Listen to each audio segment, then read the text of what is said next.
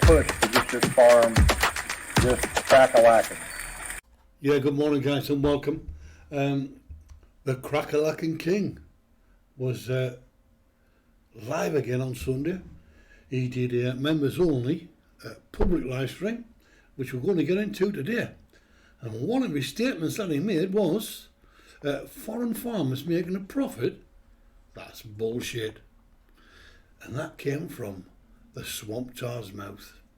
So, without further ado, guys, I've got plenty of clips to show you because there was plenty of bullshit, plenty of lies, and plenty of contradictions from the brain surgeon. So, listen to this first statement. Peter Pete, hello, good sir. Would you advise farming as extra income? My wife and I looking to buy 3 hectares and not sure.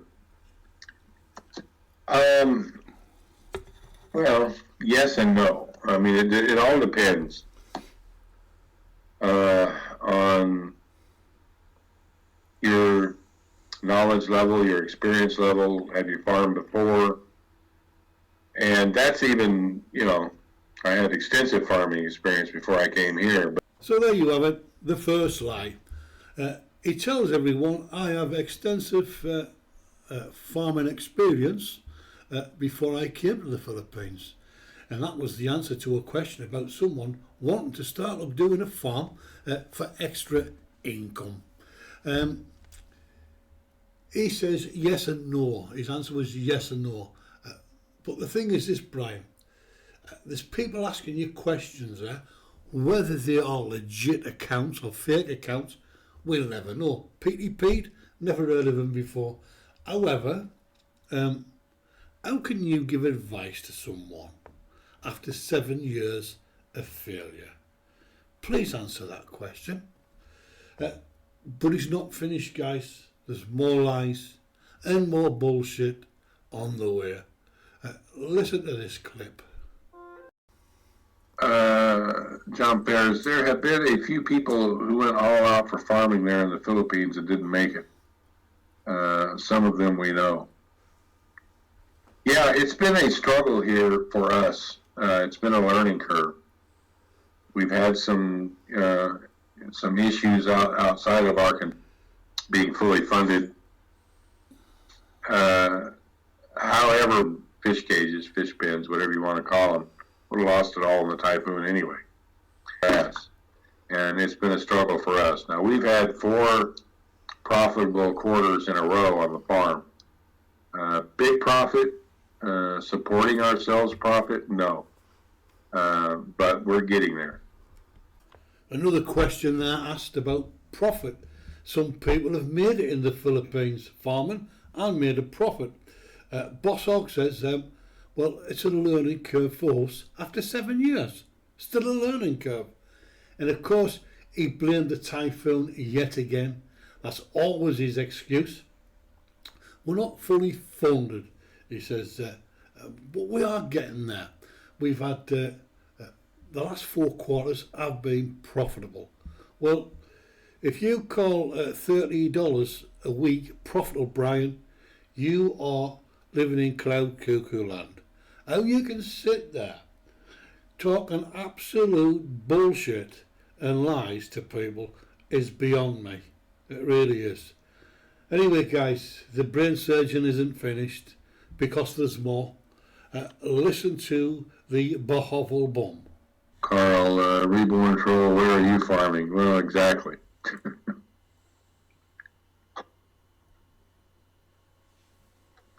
Everyone likes to judge. And when they come on and say, I'm doing this here and I'm doing that there, bullshit. I've got this farm and I'm doing this and I've got this farm and we do it that way and we're so successful. Bullshit. I'm a dummy and I don't know what I'm doing. And so to drive home that narrative, they make up some kind of lie about all of what they've got going on. So there he is, the narcissist, calling out anyone who has any success as bullshit, as bullshitters.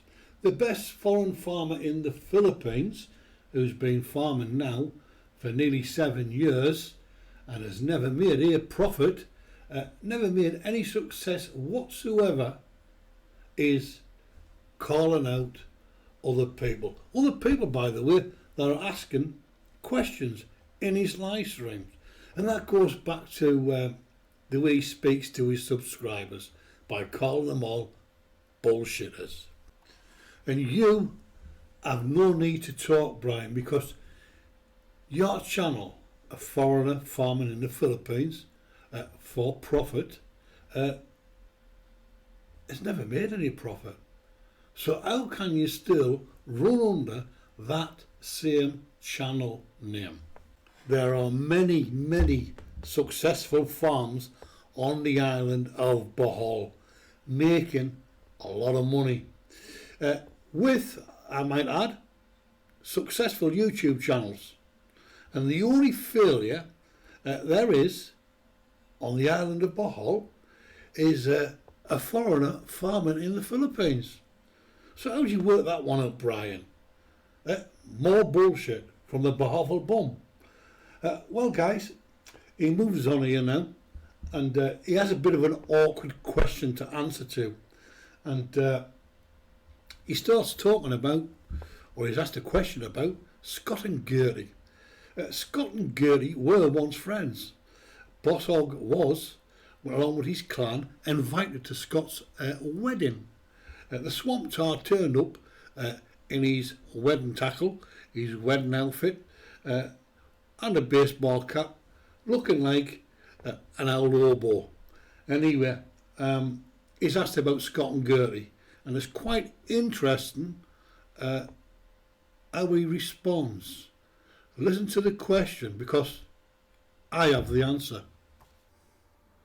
Wes, Brian, are Scott and Gertie still in Bohol and have a farm? Question mark. Have you been in touch with them? I haven't been in touch with them. As far as I know, they still have their farm. Look, Scott was wanting to leave the Philippines a couple years ago because he just doesn't like it here. I guess he wants. I don't know. I don't have any update, but he was wanting to move to Mexico. So as he says there, guys, Scott and Gertie were thinking about setting up and moving to Mexico. And that's correct. Now, I'm subscribed to Scott's channel, so I do watch the occasional video when he does upload. And we have featured them on this channel. They've got a right decent farm, a lovely home that they've built, and they really are good, honest people. They are not like the Bohol clan. They are not scammers or e-beggars. They stand on their own 2 feet.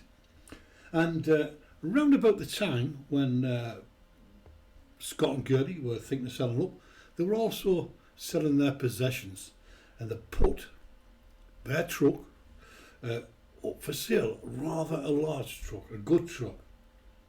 Now, Fatso, the Bohol bum, was having a sniff around that truck, and immediately an email was sent to Scott and Gertie, along with a couple of links to clips, and they were warned because they weren't aware of Brian Granville Smith and his deals. They were made aware and were told never to do a deal with the Bohol bum. If they want to sell on the truck, sell them it for cash up front. Do not do a deal. All they had to do was get in touch with Rick or Jason to find out exactly what this Bohol scumbag is all about. Now, a reply came back saying, thank you. That's all it was said. Thank you. And I think possibly that's one person we prevented from being ripped off by the big fat lump of lard, the grifter from the Bosshog. Another thing that came out of the live stream was the bullshitter, the liar, Bosshog, trying to explain why his members only was a public live stream that day. And of course, we're going to blow a hole in it. Listen to the lies. That's because I was doing a members only live stream and lost connection, and I had an order come from LBC. I guess it was LBC. Was kind of running around here like a chicken with my head cut off, and wanted to get this live stream, wanted to get it booted again. It was buffering, I guess, and everyone fell off. So I just breezed through the setup and did not hit the members only parameter, I guess you could say. So and it's unfortunate that there's it doesn't show memberships in Pakistan, but in the future the live streams are going to be members only. But as I said,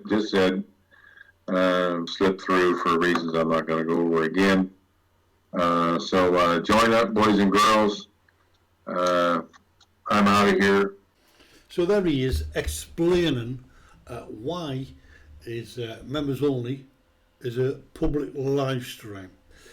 He was talking bullshit about some delivery and he's running around like an headless chicken, and he forgot to hit the members only button, this, that, and that, giving all kinds of excuses. But the fact is this: when a channel goes members only live streams, then they have to make sure that they have enough members. They have to have hundreds, if not thousands of members to guarantee that some 50% of them will turn up to their live stream. In the case of the Bosshog Bum, he doesn't have thousands of members. It's down in the 20s and 30s. So the whole point of the members live stream is that you've got a good following. Bosshog hasn't. So if your members only live stream is closed and private to the public, how do you get other people to join that live stream? You can't, can you? Unless you do what Bosshog does. Every now and again it forgets to press the members only button and goes live public and makes that call out again. Join up, boys and girls, because it's going to be members only in future. More lies, more bullshit, more conning from the Bosshog Bum. But I have another clip to show you guys. Quite an interesting clip, really. And this will show Bosshog for what he really is. An absolute swamp. Listen to this. You going to town? Yeah. Charlie doesn't want to go with me.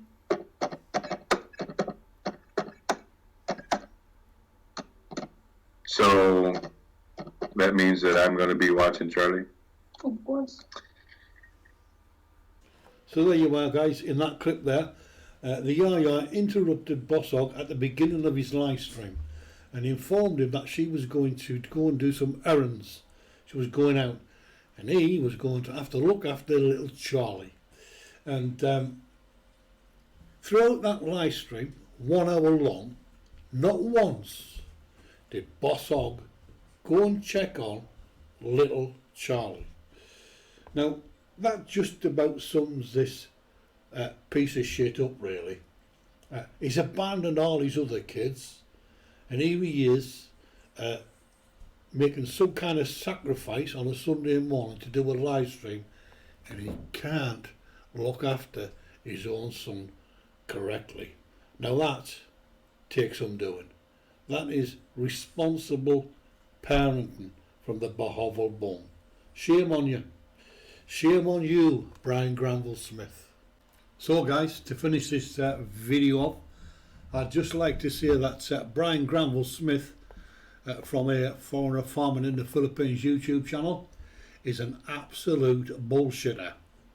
He sat there for 1 hour being the narcissist that he is, claiming he is the know-it-all big wheel farmer and calling everyone else out for bullshit.